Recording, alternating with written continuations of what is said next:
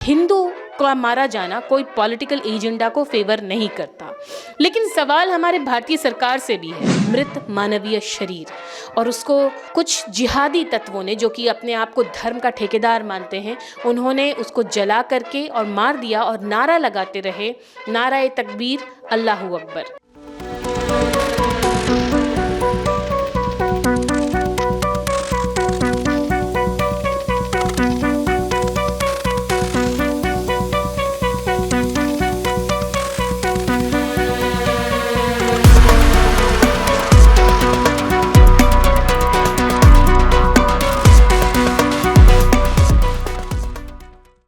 नमस्कार, first look Bihar पे मैं निशा श्री आप तमाम दर्शकों का स्वागत करती हूँ। सर्दी का मौसम आ गया और दिसंबर के शुरुआत से ही जो है अलग अलग जगहों पे अलाव जलने लगते हैं। अंग्रेजी में इसे कैंप फायर कहते हैं। और कैंप फायर जब जलता है तो लोग बड़े खुश होते हैं। अंग्रेजी प्रथा है मार्शमेलो पकाकर खाने की, और पूरा एक क्रिसमस के मूड में आ जाते हैं लोग। नए साल की तैयारी में जुट जाते हैं ताकि उनके अंदर एक गर्मजोशी और गर्माहट के साथ वो नए साल की शुरुआत करें। लेकिन 19 दिसंबर को एक और अलाव जली थी, और उसमें जो अलाव जलने का जो माध्यम था वो एक शरीर था, मृत मानवीय शरीर।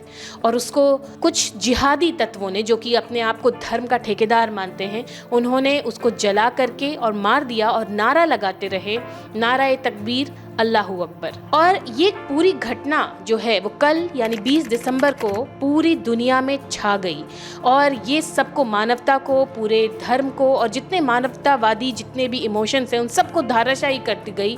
क्योंकि कोई इतना क्रूर कैसे हो सकता है, किसी को पहले पीट पीट कर उसकी जान ले लेना और उसके बाद भी मन ना भरे तो उसे पेड़ पर सरेआम लटका कर उसके नग्न शरीर को आग के हवाले कर देना। ये घटना बांग्लादेश में हुई, और बांग्लादेश के बारे में हम जानते हैं कि पिछले 1 साल से वो अशांत है। वहाँ की जो पूर्व प्रधानमंत्री हैं शेख हसीना, वो आज भी एक शरणार्थी की तरह भारत में और अमेरिका में अपनी जो है जगह बनाई रहती हैं।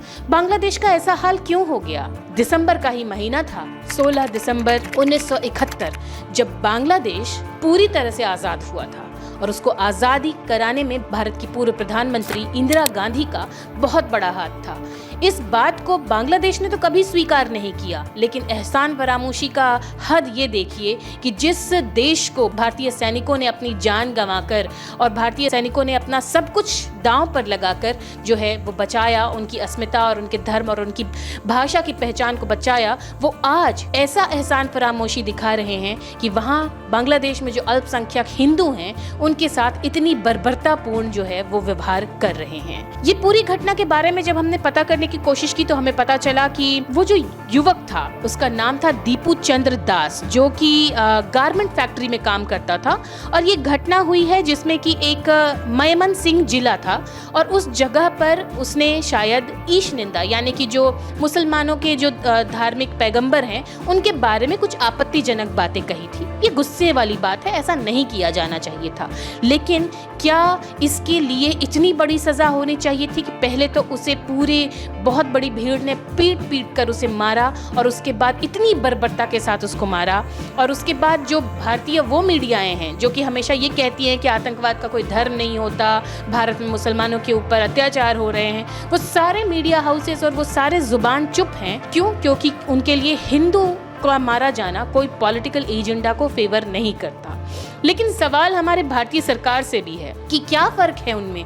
जब हमारी पूर्व प्रधानमंत्री इंदिरा गांधी ने बांग्लादेश के मामले में हस्तक्षेप करते हुए बांग्लादेश को सुरक्षित किया था, उसको आज़ाद कराया था पाकिस्तान के चंगुल से, तो आज जो हमारे प्रधानमंत्री हैं जो कि पूरी राष्ट्रीयता और हिंदू की पहचान के लिए माने जाते हैं, भाजपा की सरकार है, और प्रधानमंत्री नरेंद्र मोदी हैं जिनको हिंदुत्व अस्मिता का जो है वो एक तरह से प्रतीक माना जाता है, क्या वो बांग्लादेश में कोई हस्तक्षेप नहीं करेंगे? और अगर वो हस्तक्षेप नहीं करेंगे तो क्या फ़र्क है उनमें और कांग्रेस की सरकार में? इससे तो अच्छी कांग्रेस की सरकार थी जिसने कम से कम बांग्लादेश को अपनी अस्मिता के लिए आवाज़ उठाने के लिए मदद की थी और उसकी पहचान बनाई थी। अगर आज भी भारतीय सरकार चुप रहती है इस मुद्दे पे तो हम सबको एक बार सोचने की ज़रूरत पड़ती है कि क्या हिंदुत्व अस्मिता का कोई अर्थ नहीं है? केवल दूसरे धर्मों की रक्षा करना ही हिंदुओं का एक एजेंडा बन के रह गया है और पॉलिटिक्स का एक एजेंडा बन के रह गया है।